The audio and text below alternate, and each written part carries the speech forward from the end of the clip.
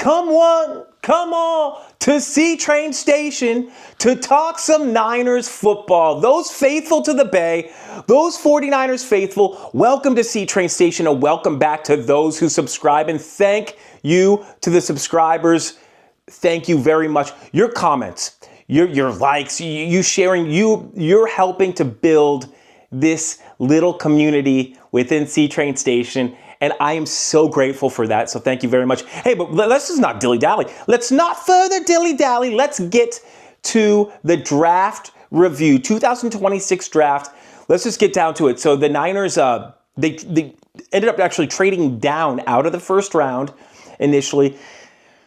And I think that overall, so what I'm going to do is I'm just going to, overall, I think I'm going to go down highlight each player that the Niners drafted.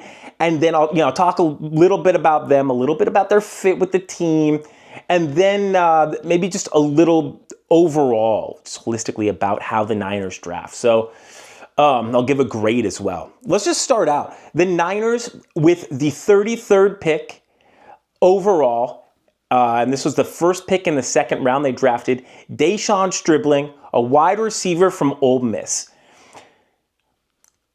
I think that this pick is okay to good. I do not think that this is a great pick by any means.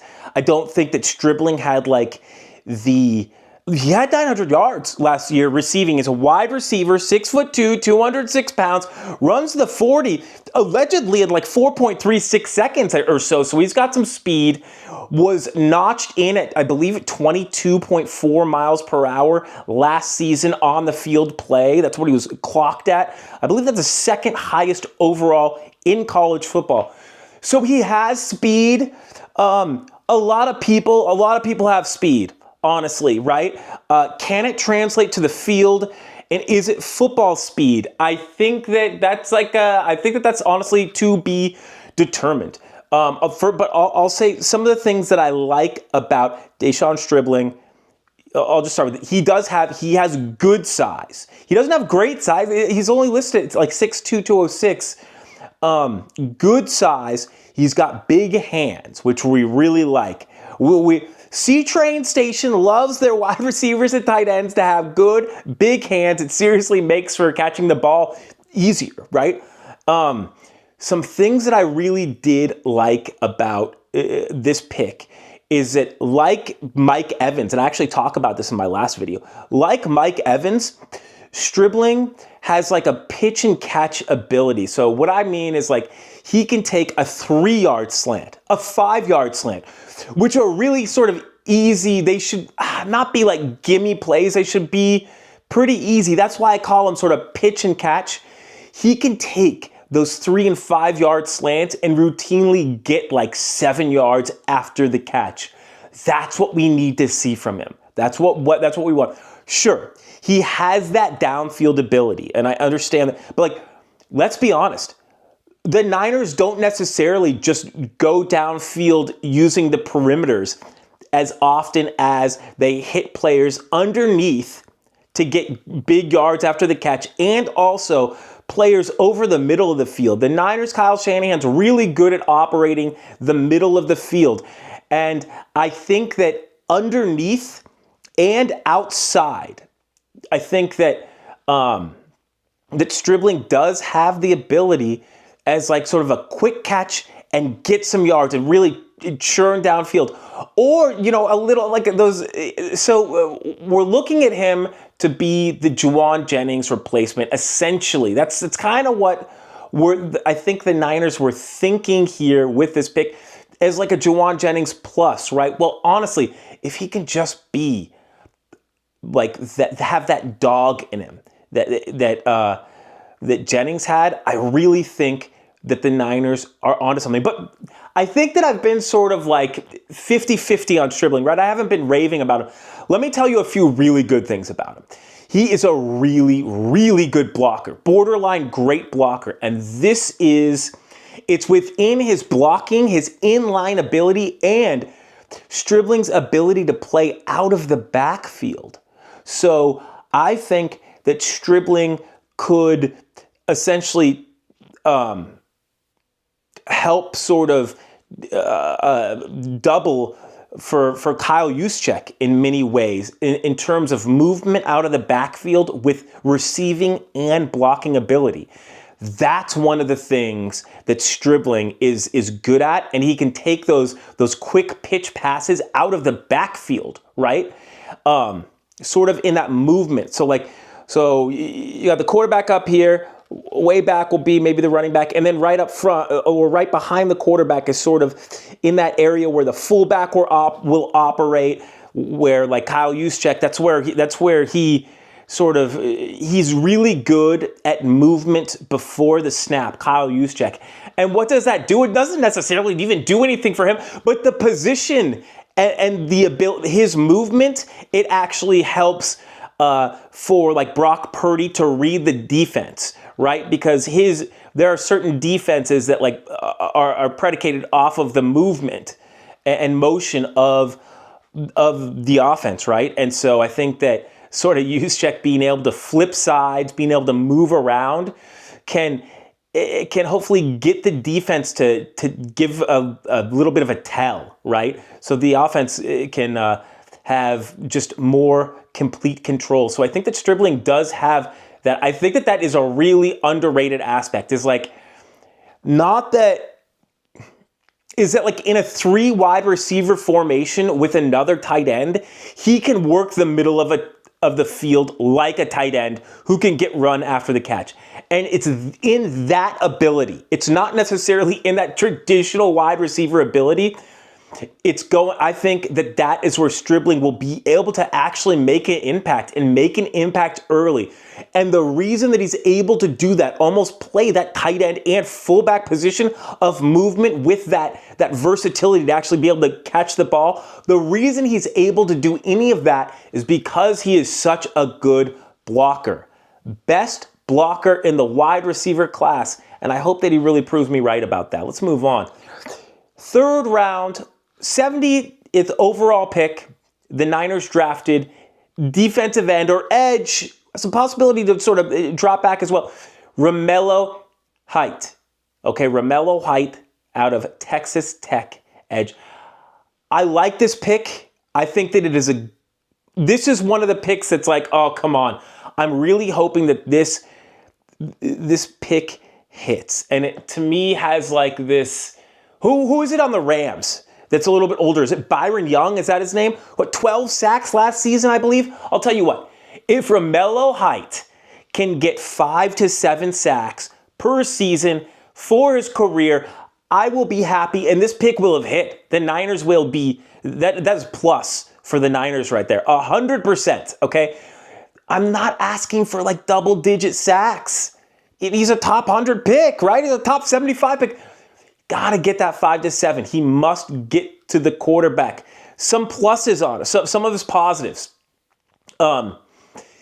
is that he has at least senior year production. I believe he had 9.5 sacks last season and was really able to be in the opponent's backfield a lot. So like in addition to, he sort of wreaks havoc off the edge, Romello Height does. However, he's a little undersized. I think that he's like in the 230s for weight. Every draft, draft publication says that he needs to put on a little bit of weight. I don't care if he does. The reason, he just has to be able to set an edge on defense if an offensive tackle and like a running game really choose to attack him. And I don't think that he's going to be put in that position. Here's a positive about being a little bit lighter. Is Raheem Morris, the Niners' new defensive coordinator, is most likely going to employ like a 5-2 at some points defense, which is 5 defensive linemen and 2 linebackers. What that allows is versatility in those outside defensive linemen to do things like fall back, to really stunt on blitzes, to really wreak havoc. And Romello Height is sort of tailor-made to do that. He dropped back a little bit at Texas Tech, wasn't the best, but wasn't like completely exploited and it was the worst thing in the world, right? There's upside there. Some downside with Romello Height is like, other than that if he can't get to the passer, if he can't rush the passer, what's he going to do, right? Not that great in the running game, setting the edge. He's undersized, so it's like, you know how easy I'm being on the Niners picks right now, honestly? Listen to what I'm saying. I'm like, dude, this is almost a strict, like a pass rusher right here, okay? And I'm like begging for just 5 to 7 sacks on average. And I'm saying that he'll like hit. I'm not asking for much, and that's like, honestly, the Niners will be better. It's just like, it's a tough one because one of the downsides is like, and this is interesting, because just like Byron Russell of the Rams, who had success after being drafted as an older player, Romello Height is also 25 years old. And here's the downside that I see. I believe that like combined in all the other years, okay, like or all the other seasons of Height's career as a defensive lineman, I think he only has like 5 combined sacks. So you take away, so like from 24 to 25, and you take away those seasons, and the dude doesn't have any sacks. So if you were a traditional player, 23 years old, you'd be looking at like a 1 to 2 sack career coming out of school, coming out of college. And that is a little bit scary. That's different from Byron Young, who was also the similar age, however, had more production previously. I fear that like Height just took full advantage of being a full-blown man, a 25-year-old man playing against 19-year-olds, 20-year-olds, 21-year-olds, because there is a difference. And the thing is like, is that difference like a few sacks here and there? It might be. So he also had David Bailey, like Romello Height also had like David Bailey, I believe, on the opposite edge, who was like who was drafted in the top 5. And so it's difficult to know, did Height add to what was going on and just become that dynamo, or is he sort of, did he just really benefit from a overpowered defense, essentially? Okay, we'll see. The 90th overall pick in the 3rd round, the Niners drafted Kaelon Black, running back out of Indiana. He's tough. He leans forward. He gets those difficult yards. But here's the thing. I loved the Jordan James pick last season from the Niners. And he's a running back from Oregon, okay? A mid-round running back. Okay, I don't know if I can love this one. Can I love this pick and still believe? Because like, I think that Jordan James is going to get most of the carries if Christian McCaffrey doesn't get all of them this next season. So like, I really question the value of this pick. A positive about Kaelon Black is that he is a really tough runner, right? Like, some of his cuts will remind you of Frank Gore, and he really finishes his run. It's respectable, and I really, really, really like that. However, it's like I just can't endorse. I believe that there's like an outside chance that Kaelon Black goes undrafted. I do think that he would have gone in the 4th or 5th round, probably. There's like an outside chance that he's like a 6th, 7th undrafted. The Niners can't do that with their picks. And actually, I'm going to go back to with the Stribling pick. With that, he was drafted with the 1st pick of the 2nd round. Y'all, that is such a valuable pick. That 1st pick in the 2nd round is so valuable because it's like you get the day off to think about it, right? Because like the second day it's on the 2nd day of the draft. Is the 2nd round. Long story short is like, it is the Niners are known for not getting value out of their picks because they have a different value system essentially than the consensus of the league. That's okay, but it's that's in essence one of the reasons why I believe that they haven't won a Super Bowl, is because it's in those margins that the Niners, I mean, some people would just say like trick away, right? These mid-round picks. So Kaelon Black, I've been a little bit negative about him. Here's a positive. He is he's a good blocker. I think that I said that, but then we'll speed by. We'll go to the next draft pick. Gracen Halton defensive tackle out of Oklahoma, about 6'3", about 283 pounds. He's got a ridiculous vertical leap. He is disruptive. However, it scares me how he's disruptive. So Gracen Halton, defensive tackle from Oklahoma. He was a 4th-round draft pick. He's really good at disrupting through getting skinny. He's a defensive lineman who will sort of turn sideways almost to get through gaps in the defense. That scares me because if you get sideways, you're losing leverage sometimes. And sometimes you can just get blocked and really pushed out of your zone. So sometimes his trying to shoot a gap might open a gap further or where he was, or he might sort of just get completely taken out of the play, i.e. like pancaked, because that, I think that there is a real thin line between being disruptive and like being out of the play and chasing it down every time. So I hear a lot of people that I sort of think highly of in the Niners realm, in the draft expert realm. They really like this Gracen Halton pick. And so I'm forced to, here's the good news, is that in a vacuum, I don't love this pick. However, if you get, Bosa back, if you get Michael Williams back, if you get all these guys, if you sort of get that core of the defensive line back and running and rocking and rolling, Halton can be a really good novelty piece, i.e. a true disruptor, if he has a lot of backup. He will have backup, hopefully personnel-wise, knock on wood if they're healthy, but he might not have backup schematic-wise. Here's the thing is, Robert Saleh was Niners' former defensive coordinator, was really, really good at putting his players in position to succeed. I do not think Raheem Morris will be that good.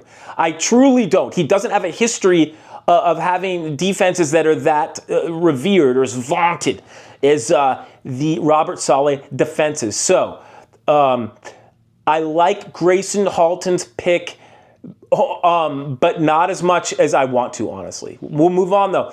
127th overall pick in the 4th round, the Niners drafted Carver Willis, offensive tackle from Washington. Here's one thing that I like about this. I believe that this is the guy that he sort of picked up football because his sister sort of was a football player, I believe, and he played football because his sister wanted him or sort of urged him to play. That's awesome. And I believe that Carver Willis, he started out as like a triathlete and a bicyclist. So he so he was, what really actually helps, because he's an offensive tackle, and he's, the Niners have already said that he could swing inside to guard and some center. I think that Carver Willis is going to bring a lot of versatility. He's powerful, and he just brings enough pop that he gets the job done, and he's good at engaging. He's an offensive lineman that's good at engaging, and that's like half the battle, right? To friggin' get a block on and engage and lock on to those defenders. Willis does that, and I think that he has underrated mobility, which I think it will be the key. Ladies and gentlemen, I think that Carver Willis is my outside chance. I think that he has a chance to start on the Niners. He had the 4th round draft pick. I think that if he shows, there's a lot like health predicated, he's got to look good at camp, everything's got to fall into place. But Carver Willis is a name to watch as a versatile lineman.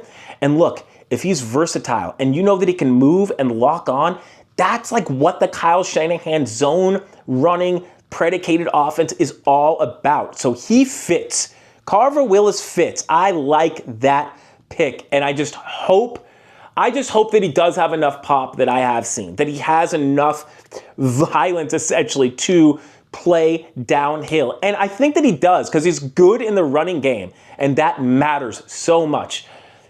Let's go on to the 139th pick in the 4th round. The Niners drafted Ephesians Presock, and I love that name, Ephesians Presock, cornerback out of Washington. I'm not sure about this pick, ladies and gentlemen. I'm not 100% sure about this pick, and let me tell you but he's 6'3.5". He's like 6'4", 195, long arms, runs a 4.4-ish, 4.45 40, I think. Okay, good. He's handsy, and I think a lot of people like that. I don't necessarily love that about him. I think that Efesian's game is going to be that he's going to live or die on the downfield pass. I think that Prisock is going to be okay with everything in front of him. Here's what I fear. I fear that he's going to be singled out in the isolation game as a cornerback, okay? And that teams are just going to throw deep balls at him. And because he is handsy, so like he uses his hands a lot, I think that he'll draw a lot of penalties or some. And here's the downside. So listen to this. Like, this is very interesting. I believe specifically that I just hope that he doesn't get too many penalties called on him downfield. And he hasn't shown the upside of being a turnover, like being able to get turnovers. I think he only has like one interception in his whole career. So it's like, if I'm the opposing team's offense, so if I'm like Seattle, I'm saying Jackson Smith and Chigba, just go downfield anywhere, hopefully isolate one-on-one, or get your third or fourth guy. Isolate him one-on-one against Efesian's Prisock and take the shot downfield, knowing that it's like, hey, he's going to have to prove a lot. He only has one interception. He probably won't get a turnover. And also, he's a handy guy. So there's so much opportunity to get pass interferences and those big chunk of yardage gains. So I think that this is like the second, because of the round, it's the number one risk reward for the Niners is this pick. I think that he'll be either like a boom or a bust. And here's the bad thing. I loved Upton Stout off of the draft. Look at my draft review for last season. He was my Niner to watch, okay? I loved Upton Stout. And like, so, and I don't necessarily see the dog in Efesian's Prisock that I saw in Upton. Now, Upton Stout's like totally different. 5'8" cornerback versus 6'4" cornerback. Completely different. But they're both NFL players and they play like the cornerback and the defensive back position. I didn't necessarily see the dog that I want to see, and we will see how that ends up. I mean, I have to say that, though. We'll just see how that goes. 154th overall pick, the 5th round, the Niners picked up Jaden Duggar, linebacker from Louisiana. This is my like second boomer bust pick, and the good news is heck, he drafted the guy in like as a 5th rounder. This guy like 6'5", 249 or something like that. He is a jack of all trades player. This is a cool thing.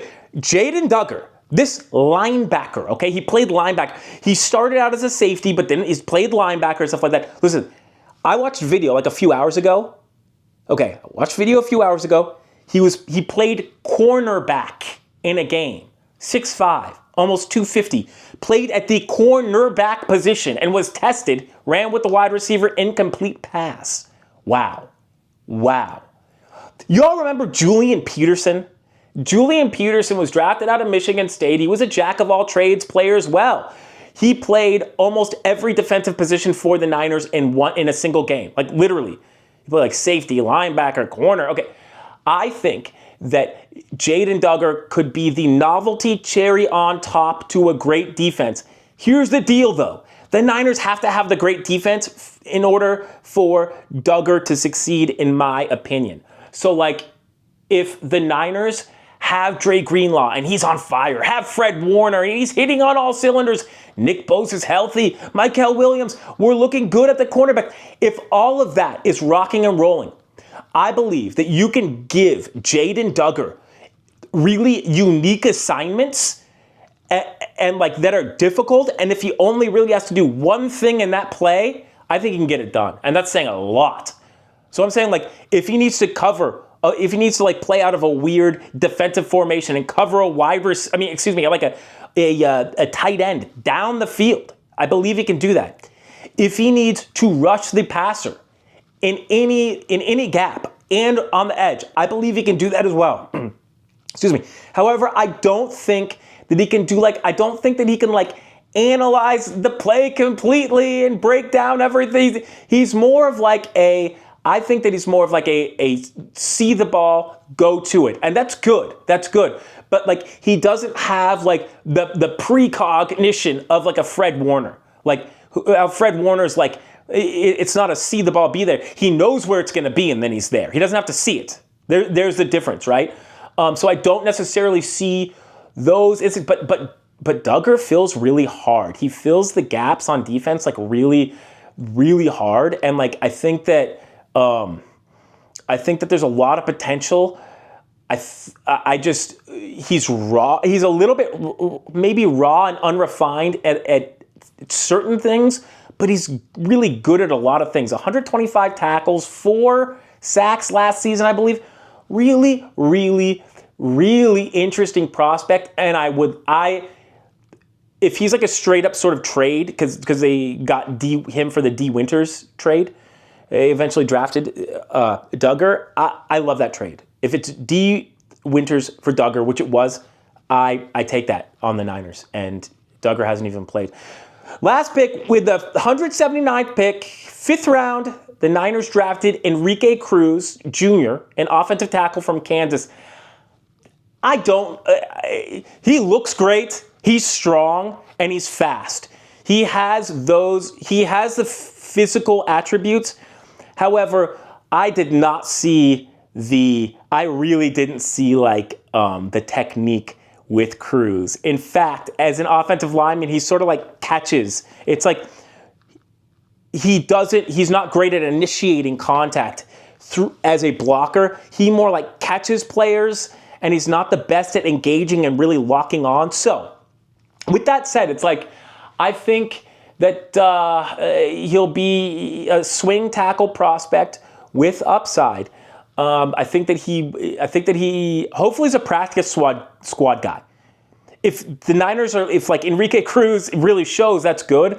But he does seem more like a measurables guy. I believe he's the top echelon in terms of the athletic attributes, I believe. Just not, he's got to get there in terms of technique. He really needs to. However, this is the good thing. I actually believe that it's easier to show technique, I think it's easier to gain technique as an offensive lineman who's more raw than a defensive lineman. So I actually think that Cruz does have a chance. And I guess that's all you can ask for. I don't love the pick, but it's like the Niners do that whole subversive thing anyway. So let's just talk overall about it. Overall, I'm going to give this grade. Overall, just initial draft grade, and anybody's going to have a grade, right? My initial draft grade is a C. I did not love the Niners draft, but I didn't necessarily hate it. I think Stribling has a lot of potential for what the Niners do, but dude, it seems like either make or break with those wide receivers, and I just really hope that Stribling can get a little bit of action. I really think the good news is that the Niners invested a little bit on defense, right? So Halton, Height, Prysock, Duggar, they invested in defense, and I wanted the Niners before the draft. I just wanted the Niners to, if all else failed, invest on defense, and really take solace and have confidence in coach and offensive coordinator, essentially Kyle Shanahan, really being able to manufacture some offense. I like that the Niners committed to defense, and I think that they lost sort of some momentum, and I was expecting that. They really hit in free agency, and they had some wiggle room in the draft, and they got some players that are gonna be like, we're gonna see what they're. I think that we're gonna see maybe early and often what these guys are made out of, or we'll just understand. Like if Kaelon Black gets no carry, it's gonna be tough. It's gonna be tough for a player to really succeed if they don't get in and don't get any carries. So it's like, we'll really see with the offensive players, but I like scheme, fit, versatility-wise, toughness and speed-wise, ability to pass. I like what the Niners did on defense. And that is what I really think counts. I really can't stress this enough. I think that the Niners need to overload on defense because, no offense, but Raheem Morris, I believe, is just a little bit of a downgrade over Robert Saleh. So what do you grade that? Okay, and then we're just going to go just straight up. I think that I think that Stribling, I like Willis. Willis is my outside.